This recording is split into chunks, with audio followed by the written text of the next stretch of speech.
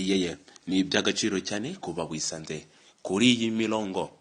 Nimba ari bwo bwa mbere ntuzuyaze cyangwa wumve ngo uratengushywe, iyi nayo ni filime nshyashya y'ubwenge irimo kugenda ibikora hirya no hino gake papa, iri gutrendinga cyane ku mirongo cyangwa kuri izi mbuga nkoranyambaga.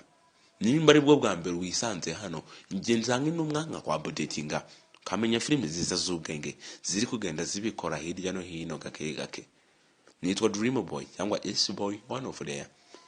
Nimba ari bwo bwa mbere ntuzuyaze gukora subscribe, kuko anytime ngutamo agasobanuye cyangwa ngo updatinga kuri filime y'ubwenge ukwiye gushaka kuri uyu munsi wa none. Shuries nayo ni filime nziza.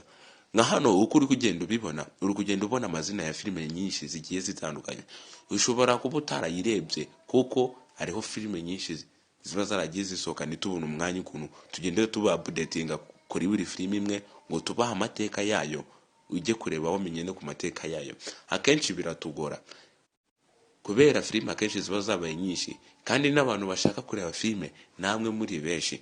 Niyo mpamvu umuntu agenda ashiraho amafoto gake gake kugira ngo nureba filime ukayishaka ushobora nayo kuyireba ukayikunda, kuko inyinshi ziba zirimo hano ni filime nziza. Nitwa Dream Boy, S Boy cyangwa Future Boy. Kora subscribe.